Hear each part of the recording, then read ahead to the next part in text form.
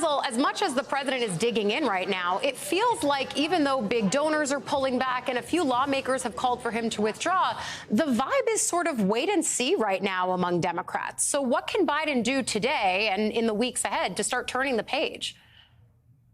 You know, something we say in campaigns all the time, signs of strength.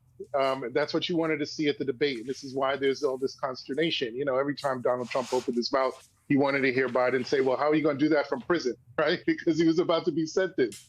And then continue to talk about the Supreme Court and their decisions and how that affects the country. Talk about Project 2025. So I still think he can do those things. And he's going to do that. He can do them on the campaign trail at a large rally and message event. He can do that in a one-on-one interview.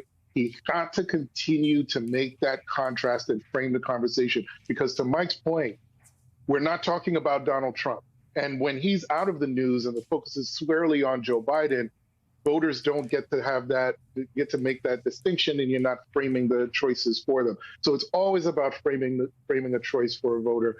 And if he comes out strong, if he sounds strident, and he really goes after and takes it to Trump and tries to bring the focus back to what's at stake in this race, and I think he could be successful. Just don't drag this crucial period out longer than it should be. Yeah, I doubt that that's the goal of the White House here, Basil. Jeff, post-debate, every single public appearance from the president is being scrutinized, including this radio interview yesterday. Listen. By the way, I'm proud to be, as I said, the first vice president, first black woman, served with a black president. I'm proud to be the first black woman in the Supreme Court. Now, you and I have heard him make that point before, that he was proud to serve as the first vice president to the first black president. But now he's got this primetime interview coming up tonight. Is there an awareness when you talk to your sources in the White House and the campaign of the real tight wire act that the president has to play right now? And how are they strategizing to avoid those sorts of moments that we saw there?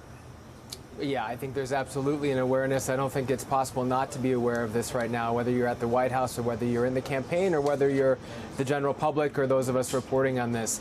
As far as strategy is concerned, Ali, I think it comes down to just getting him out there.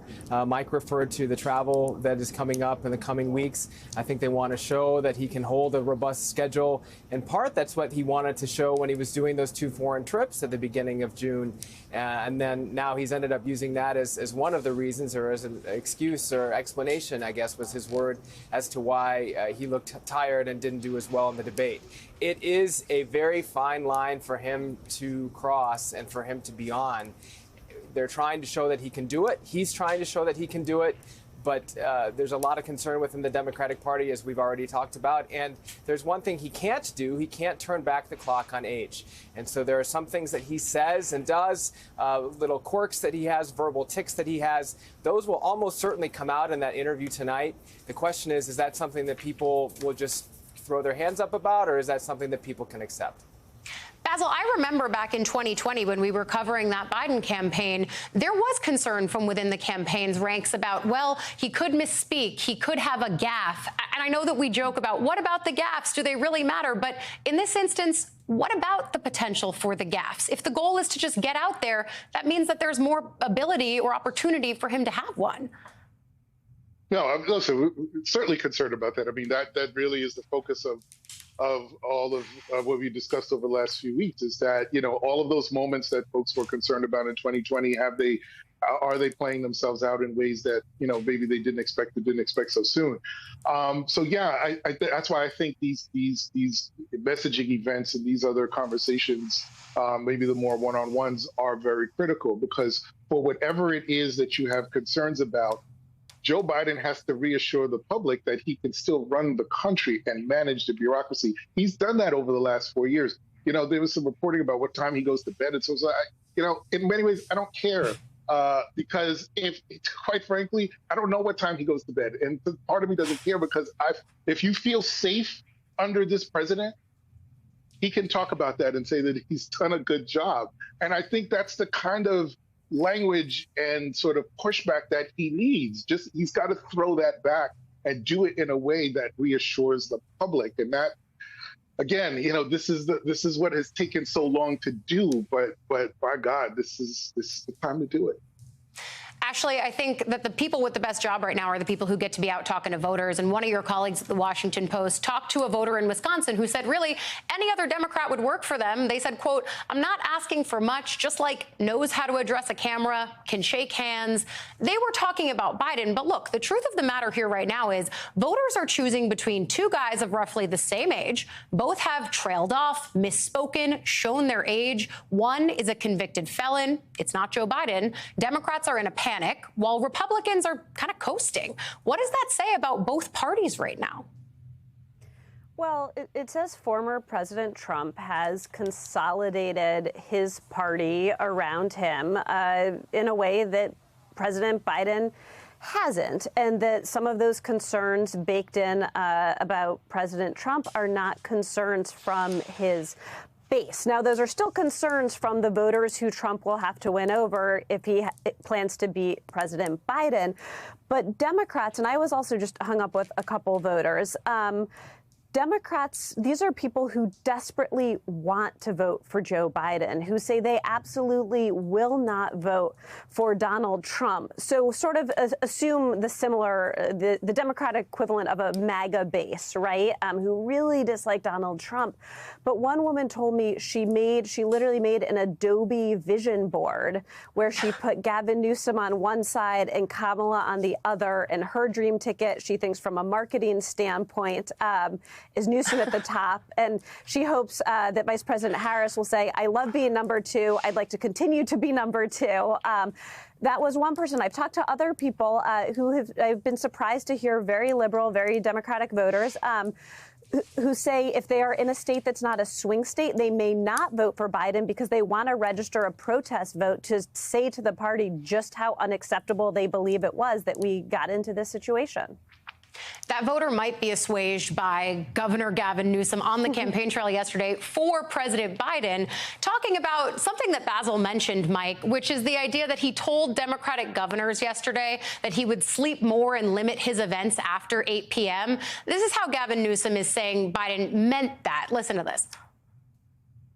I was with him in L.A. after he had just gone back to Europe for the second time. He was on the photo line for almost 2 hours. He barely slept. I was exhausted and got back in the hotel room and collapsed. So he did that with a smile on his face. It was more of a rhetorical framework of just being fit and rested because he was burning at both ends that last 10 or so days. And I think that was sort of what he was reflecting, is just a more steady focus on being his energetic self. So it wasn't a literal at 8 o'clock I will be doing things differently. It was more figurative. Okay, figuratively speaking or not, does it matter, Mike, when you hear what Democrats so badly want to see from President Biden right now? Are explanations like that enough to make them start changing their vision boards? Well, Ali, it's so interesting because think about where I was a week ago. It was the day after that very poor performance in the debate.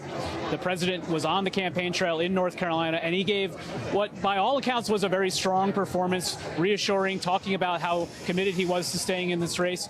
And that was reassuring to a lot of Democrats. The problem was then there was silence for a period of days. And that really speaks to the quandary that the Biden campaign is in, is that, yes, there are a number of behind closed doors meetings and conversations that he's been having. Those conversations are being read out in different ways by different people. I understand it was a tense conversation between the president and some of those governors. But the fact that there is almost no margin for error for the president at this point is one of the things that's contributing to these Democrats who are, for the most part, privately, but increasingly we will potentially start seeing them publicly, especially based on what we hear from the interview tonight with George Stephanopoulos, because they want to see the focus go to Donald Trump and not to be focused for the rest of this campaign, 120-something days, only about whether Joe Biden can do the job for 4 more years. And Ash, as we start to look ahead here, both to the president's rally and then the days and weeks to come, your paper is reporting that a group of prominent political donors, civic leaders, and business executives sent a letter to Biden this morning calling on him to cement his legacy and end his bid. In your latest reporting, you write how this all ends up to Biden and Biden alone. What weight does a letter like this one sent this morning even carry, especially as he's saying right now he's in this until the end and his family and campaign are backing him up on that? Well, it's unclear. Some of those people may have a particular personal connection to him. But in my reporting, what this comes down to, as I said, is Biden and Biden alone. But what will cause him to make a decision of stepping aside? A number of people who are part of these discussions, who have known him for a while, they say it's three things. It's polling, and the polls would really have to crater. It's elected officials deserting him en masse. It's worth reminding everyone now that President Biden cares deeply about what fellow politicians and electeds say far more than anyone else, because he believes that they, like him, have had to win races and answer to voters. So it would be a lot more House members, senators, governors deserting him, and then following that, money drying up to his campaign. And if those were the conditions, then I've been told you would need sort of Democratic leaders, people like Chuck Schumer, Hakeem Jeffries, also Jim Clyburn, potentially former leader Pelosi, going to him and saying, making that pitch of cement your legacy. You've been a great president. You've done more than LBJ did in terms of legislation. But also, if you stay on the ticket, not only are you going to lose, but you've said you're running against Trump because he is an existential threat to democracy. We are going to lose the House and we are going to lose the Senate. And there is going to be absolutely no bulwark against stopping Trump from doing everything he's wanted to do, what you believe is so dangerous, and not just harming the country, but undoing your legacy. And that is sort of the hypothetical way people believe this would have to go. Hey there, MSNBC fans. I'm Luke Russert, and be sure to join me, Rachel Maddow, Jen Psaki, Lawrence O'Donnell, Steve Kornacki, Joy Reid, and many more September 7th in Brooklyn, MSNBC Live Democracy 2024. Click on the link for ticket information. We will see you there.